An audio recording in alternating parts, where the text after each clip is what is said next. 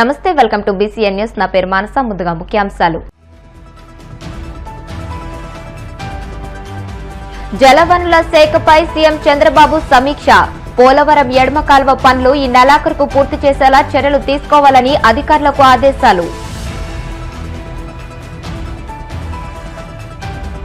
Syndicate గా ఏర్పడి మామిడి రైతులను దోచుకుంటుంది వైసీపీ నేతలే. వ్యవసాయ commission vice chairman Marreddy Srinivasa Reddy ఆగ్రహం.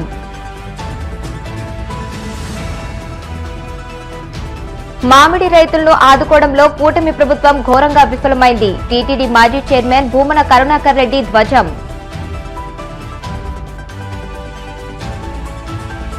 వాడపల్లి వెంకన్న ఆలయంలో ప్రత్యేక పూజలు. మంగళ వాయిద్యాల నడుమ శ్రీ స్వామి అమ్మవార్లకు మేల్కొల్పు సేవ, ఐశ్వర్యలక్ష్మి హోమం. ఈ నెల 15న హంద్రీనివా మెయిన్ కెనాల్ ద్వారా జీడిపల్లికి నీటిని విడుదల చేయనున్నట్లు సీఎం చంద్రబాబు తెలియజేశారు. ఫేజ్ 2 పనులు పూర్తి చేసి జులై 31 నాటికి పుంగనూరు, కుప్పం బ్రాంచ్ కెనాల్ కు కృష్ణా నీళ్లు అందించాలన్నారు. ఈ మేరకు కాంట్రాక్టర్లు పనులు పూర్తి చేయాలని ఆదేశించారు. జలవనరుల శాఖపై ముఖ్యమంత్రి చంద్రబాబు సమీక్ష నిర్వహించారు. గాలేరు, నగరి ద్వారా కడపకు నీళ్లు ఇచ్చేందుకు పనులు ప్రారంభించాలని అధికారులకు సూచించారు. పోలవరం ఎడమ కాల్వ పనులు ఈ నెలాఖరుకు పూర్తి చేసేలా చర్యలు తీసుకోవాలని అన్నారు. 2026 జూన్ నాటికి వెలుగొండ ప్రాజెక్టు పూర్తి చేసి నీళ్లివ్వాలని అన్నారు. ప్రాధాన్యత క్రమంలో ఉత్తరాంధ్ర ప్రాజెక్టులు పూర్తి చేయాలని దిశానిర్దేశం చేశారు. వైసీపీ నేతలు సిండికేట్ గా ఏర్పడి మామిడి రైతులను దోచుకుంటూ ప్రభుత్వంపై బురద జల్లుతున్నారని వ్యవసాయ mission vice chairman Marreddy Srinivasa Reddy ఆగ్రహం వ్యక్తం చేశారు. రాష్ట్రంలోని మామిడి పంటను కొనడం లేదంటూ వైసీపీ నేతలు ప్రభుత్వంపై దుష్ప్రచారం చేస్తున్నారని మండిపడ్డారు. మాజీ మంత్రి పెద్దిరెడ్డి రామచంద్రారెడ్డి యాజమాన్యంలోని PLR ఫుడ్స్ ప్రభుత్వం నిర్దేశించిన ధర కంటే తక్కువగా కిలో ₹3కే ఎందుకు కొంటుందో సమాధానం చెప్పాలని ఆయన డిమాండ్ చేశారు. గత ఏడాదితో పోలిస్తే ఈసారి మామిడి దిగుబడి గణనీయంగా పెరిగిందని అన్నారు. 1.5 లక్షల మెట్రిక్ టన్నుల మామిడి పల్ప్ ఎగుమతులు లేక మిగిలిపోయిందని, దీంతో ధరలు తగ్గాయని అన్నారు. అయినప్పటికీ ప్రభుత్వం రాయితీ అందిస్తూ కిలో మామిడి ధరను ₹12గా నిర్ధారించిందని తెలియజేశారు. మార్కెట్ ఇంటర్వెన్షన్ ద్వారా కేంద్ర ప్రభుత్వంతో మాట్లాడి రాష్ట్ర ప్రభుత్వం యొక్క ఓటాను చెల్లించి అటు మిర్చి రైతాంగానికి కానీ, కోకోవార రైతాంగానికి కానివ్వండి, పొగాకు రైతాంగానికి కానివ్వండి, మామిడి రైతాంగానికి కానివ్వండి, ఈరోజు ఏ పంట ధర ఇబ్బంది ఎదురైతే వాటన్నిటిలో కూడా జోక్యం చేసుకొని కేంద్రంతో మాట్లాడి కేంద్ర ప్రభుత్వాన్ని ఒప్పించి ఏ విధంగా చర్యలు తీసుకుంటుందో కూడా అందరూ గమనించినటువంటి పరిస్థితి ఈరోజు ఉంది. రాయలసీమలో ప్రధానంగా చిత్తూరు, తిరుపతి, అన్నమయ్య జిల్లాలు, ఈ 3 జిల్లాల్లో ఉన్నటువంటి వైఎస్ఆర్సీపీ యొక్క పట్టు, వాళ్లకున్నటువంటి బలం, వాళ్లకున్నటువంటి ఫ్యాక్టరీల అండదండలు ఆసరా చేసుకుని మామిడి రైతాంగాన్ని ఇబ్బందుల పాలు చేయాలి అనేటువంటి ఆలోచన చేస్తా ఉన్నప్పుడు రాష్ట్ర ప్రభుత్వం మామిడి రైతాంగానికి అండగా ఉండాలి అనేటువంటి మహా తలంపుతోటి గత 2 మాసాలుగా కూడా మామిడి పంట మార్కెట్ కి రావడం మొదలవక ముందు నుంచే పరిస్థితిని అంచనా వేసి గత 10 సంవత్సరాల్లో రానటువంటి దిగుబడి, చూడనటువంటి దిగుబడి ఈ సంవత్సరం రైతాంగానికి వచ్చింది. గత సంవత్సరం ఇదే రోజుల్లో 2,50,000 టన్నులు మామిడి పంట దిగుబడి వస్తే ఈ సంవత్సరం 6.5-7 లక్షల మెట్రిక్ టన్నుల మామిడి పండ్లు, తోతాపూరి వెరైటీ అంటే పల్పు జ్యూస్ కు వెళ్లేటువంటి వెరైటీ ఈ సంవత్సరం దిగుబడి వచ్చే పరిస్థితుంది. ఒక సంవత్సరం తక్కువ ఉంటుంది, మరో సంవత్సరం గణనీయమైనటువంటి దిగుబడి వచ్చేటువంటి అవకాశం ఉంది. అలాంటి పరిస్థితుల్లో ఈ సంవత్సరం మే మాసంలో పడినటువంటి చిరు జల్లులు ఏదైతే ఉన్నాయో ఈ ఉత్పత్తి పెరగడానికి ఇంకా తోడ్పడి మామిడి పండు యొక్క, మామిడి కాయ యొక్క సైజు పెరిగింది. గత సంవత్సరానికి 2 రెట్లు 2.5 రెట్లు అదనంగా ఈ సంవత్సరం ఉత్పత్తి రావడం జరిగింది. ఈ పరిస్థితిని అంచనా వేసి ఇక్కడున్నటువంటి వైసీపీ నేతృత్వంలో ఎవరైతే జగన్మోహన్ రెడ్డి గారికి అత్యంత సన్నిహితుడు, కుటుంబ సభ్యుల్లాగా మెలిగేటువంటి పెద్దిరెడ్డి రామచంద్రారెడ్డి గారి company PLR foods, Peddireddy Lakshma Reddy foods, ఏదైతే ప్రకాష్ రెడ్డి గారి CGR ఉందో, ఏ విధంగా టాసా ఉందో, సన్నిధి ఉందో, మేజర్ కంపెనీలు ఏవైతే ఈ ఫుడ్ ప్రాసెసింగ్ యూనిట్స్ లో, ఈ జ్యూస్ ఫ్యాక్టరీస్ లో ఈ పల్ప్ సేకరించేటువంటి దాంట్లో ఏదైతే ఉన్నాయో ఇవన్నీ కూడా ఒక సిండికేట్ గా ఏర్పడి రైతాంగాన్ని నష్టపరచాలి, రైతాంగానికి ఇబ్బందులు గురిచేయాలి, తద్వారా ప్రభుత్వం మీద దాడి చేయాలి, ప్రభుత్వం పైన బురద చల్లాలి. ఇలాంటి దుర్మార్గమైనటువంటి ఆలోచనలతోటి వాళ్ళు చేస్తున్నటువంటి పన్నాగాలని కాదని ప్రభుత్వం తరఫు నుంచి 2-3 దఫాలుగా ఇటు ఫ్యాక్టరీ యజమానులతోటి, రైతాంగంతో సమావేశాలు నిర్వహించి ఉన్నటువంటి పరిస్థితిని పరిగణలోకి తీసుకొని అంతర్జాతీయ మార్కెట్లో ఎగుమతులు తక్కువగా ఉండటం వల్ల గత సంవత్సరం తీసినటువంటి పల్పు 1,50,000 టన్నులు ఈ రోజుకి నిల్వ ఉండిపోయింది. వాళ్ళ పరిస్థితి అర్థం చేసుకున్నాం, వాళ్ళ బాధ అర్థం చేసుకున్నాం. దానికోసం ప్రభుత్వం నుంచి వారికి కావాల్సినటువంటి సహకారాన్ని ఇచ్చేదానికోసం చంద్రబాబు నాయుడు గారు ఈ రాష్ట్ర ముఖ్యమంత్రి రంగంలోకి దిగారు. కేంద్ర ప్రభుత్వంతో మాట్లాడారు. ఏదైతే పల్ప్ పైన ఉన్నటువంటి 12% జీఎస్టీని రద్దుపరచమని చెప్పి అడిగారు. తీసినటువంటి జ్యూస్ లో నుంచి, జ్యూస్ ప్రాసెసింగ్ లో నుంచి వచ్చినటువంటి ఈ డ్రింక్స్ ని అమ్మేటువంటి దాంట్లో 12% నుంచి 5% జీఎస్టీని తగ్గించమని అడిగారు. పల్ప్ పైన రద్దు చేయమని అడిగారు. జ్యూస్ పైన జీఎస్టీ పర్సెంట్ని 12 నుంచి 5కి తగ్గించమని కేంద్ర ప్రభుత్వంతో చర్చలు జరుగుతూ ఉన్నాయి. కేంద్ర ప్రభుత్వాన్ని ఒప్పించేటువంటి కార్యక్రమం చేస్తా ఉన్నాం. ఇది ఫ్యాక్టరీ యజమానులకి, ఫ్యాక్టరీలో నిర్వాహకులకి కొండంత అండ. ఒకవైపున వాళ్ళకి ప్రభుత్వం వైపు నుంచి రావాల్సినటువంటి రాయితీలు, సహకారాన్ని కూడా తీసుకొస్తూ, రెండో వైపున రైతాంగానికి అండగా నిలబడటం కోసం మార్కెట్లో ఈ సంవత్సరం మామిడి పండ్లకి ఒక టన్ను ఒక్కింటికి 8,000 రూపాయలు ఇవ్వండి, ప్రభుత్వం మరో 4,000 రూపాయలు టన్ను కలిపి రైతుకి ఇస్తుంది, తద్వారా 12 రూపాయలు రైతుకు చేరతాయి. ఇప్పుడు వచ్చినటువంటి దిగుబడికి ఈ మార్కెట్ ధరను కల్పిస్తే రైతాంగం ఆనందంగా ఉంటారు, సంతోషంగా ఉంటారు, సుభిక్షంగా ఉంటుంది వ్యవసాయ రంగం అని చెప్పి ఈ రాష్ట్ర ప్రభుత్వం చంద్రబాబు నాయుడు గారు కేంద్ర ప్రభుత్వంతో మాట్లాడటం జరిగింది, ఫ్యాక్టరీ యజమానులతో మాట్లాడటం జరిగింది, రైతులతో మాట్లాడటం జరిగింది. అదేవిధంగా మా ద్వారా మాట్లాడిచ్చారు. వ్యవసాయ శాఖ మంత్రి గారు మీటింగ్ పెట్టి మాట్లాడారు. అనేక రూపాల్లో జిల్లా అధికార యంత్రాంగం, అదేవిధంగా హార్టికల్చర్ డిపార్ట్మెంట్ నుంచి, అగ్రికల్చర్ డిపార్ట్మెంట్ నుంచి అందరూ కూడా ఎవరి ప్రయత్నాలు వాళ్ళంతా కూడా చేస్తూ ఉండి మార్కెట్ ఇంటర్వెన్షన్ స్కీమ్లోకి వెళ్ళిపోయి ప్రతి టన్నుకి 4,000 రూపాయలు ఇవ్వడానికి ఈరోజు రాష్ట్ర ప్రభుత్వం సిద్ధంగా ఉంది. రైతాంగాన్ని ఎక్కడా కూడా బెంబేలెత్తొద్దు, వాళ్ళ మాటలు విని, వాళ్ళ అరుపులు విని, వాళ్ళు కల్పించేటువంటి భయానికి లోనై తొక్కిసలాట్లోకి పోవద్దు అని చెప్పేసి విజ్ఞప్తి చేశాం. ఈ రోజుకి చేస్తూ ఉన్నాం. చిత్తూరు జిల్లాలో మామిడి రైతులను ఆదుకోవడంలో ఘోరంగా విఫలమైన కూటమి ప్రభుత్వం రైతులకు అండగా నిలిచేందుకు వస్తున్న ప్రతిపక్ష నేత మాజీ సీఎం వైఎస్ జగన్ పర్యటనకు అడుగడుగునా ఆటంకాలు కల్పించేందుకు సిద్దమైందని టీటీడీ మాజీ చైర్మన్ భూమన కరుణాకర్ రెడ్డి మండిపడ్డారు. తిరుపతి క్యాంపు కార్యాలయంలో ఆయన మీడియాతో మాట్లాడుతూ జగన్ పర్యటనకు మామిడి రైతులు హాజరు కాకూడదంటూ కూటమి నేతలు బెదిరింపులకు దిగడం వారి దివాలా కోరుతనానికి నిదర్శనమని అన్నారు. మరోవైపు జగన్ పర్యటన వాయిదా పడిందని, రద్దయినట్లుగా కూటమి నేతలు తప్పుడు ప్రచారానికి దిగారని మండిపడ్డారు.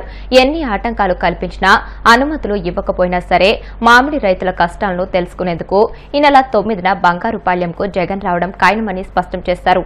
పైనుంచి పోలీసులకు ఆదేశాలు ఇస్తున్నాం, చాలా మంది కేసుల్లో ఇరుక్కుంటారు అని ఒకవైపున రైతులను బెదిరించటము, మరోవైపున వైఎస్ఆర్ కాంగ్రెస్ పార్టీ నాయకులని, కార్యకర్తల్ని నిర్వీర్యం చేయాలా అన్నటువంటి ప్రేలాపనలు మాట్లాడుతున్నారట.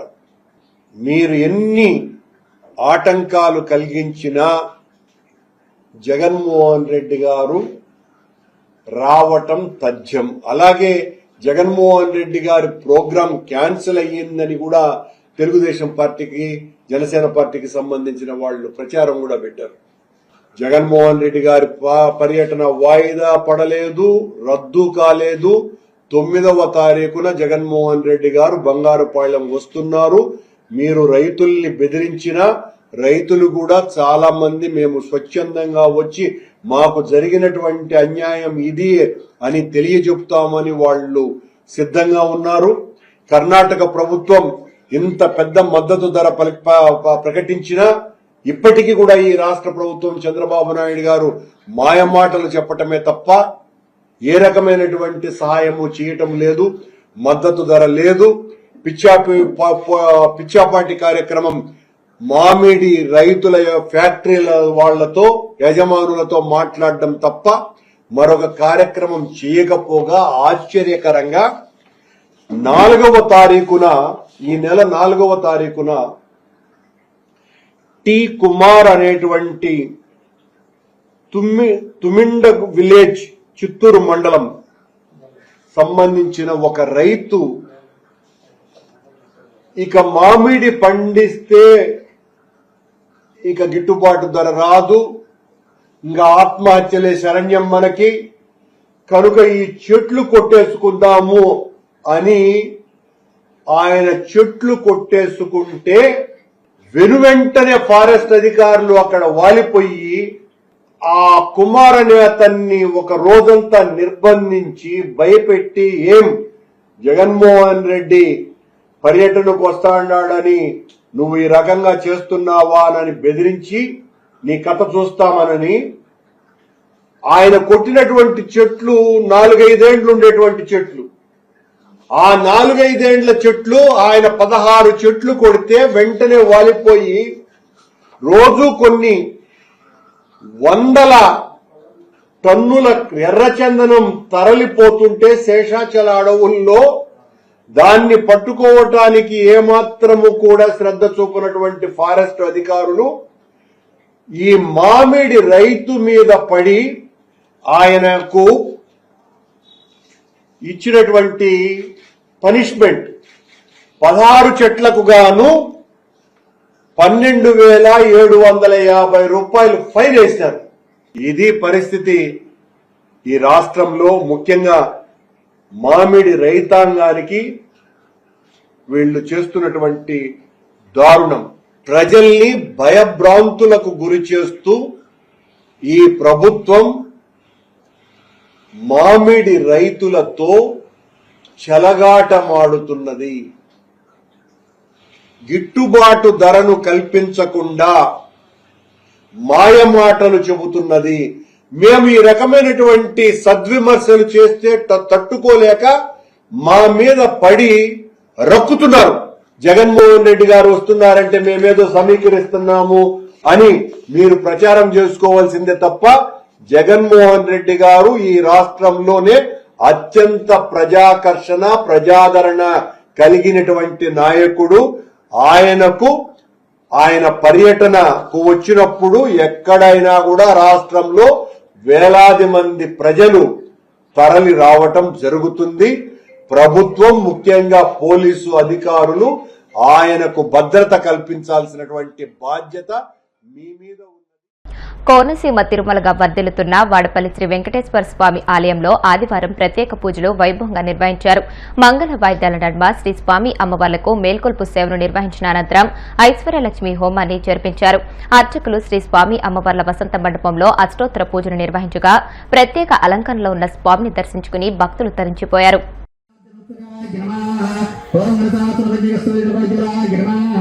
ఓం సచ్చిదానందరూపాయ నమః ఓం జగన్మంగళనాయకాయ నమః ఓం యజ్ఞరూపాయ నమః ఓం యజ్ఞభక్త్రే నమః ఓం చిన్మయాయ నమః దండవిక్రమాయ నమః ఓం పరాత్పరాయ నమః ఓం పరబ్రహ్మణే నమః ఓం శ్రీ హరే నమః ఓం జగదీశ్వరాయ నమః ఓం నమో నారాయణ మసోదరాంద్ర ప్రమోమన శ్రీధరాంద్ర శ్రీ భద్రాలయ నామద్రం జగన్నామ దంపతిమయ మధ్య పునఃక్రమ బ్రహ్మ అచ్యుత జనార్దన ఉపేంద్రరే స్వామివారి చేసి చిన్న పడవేదండి అది కింద 10 రూపాయలు సమర్పించుకున్నారు. స్వామి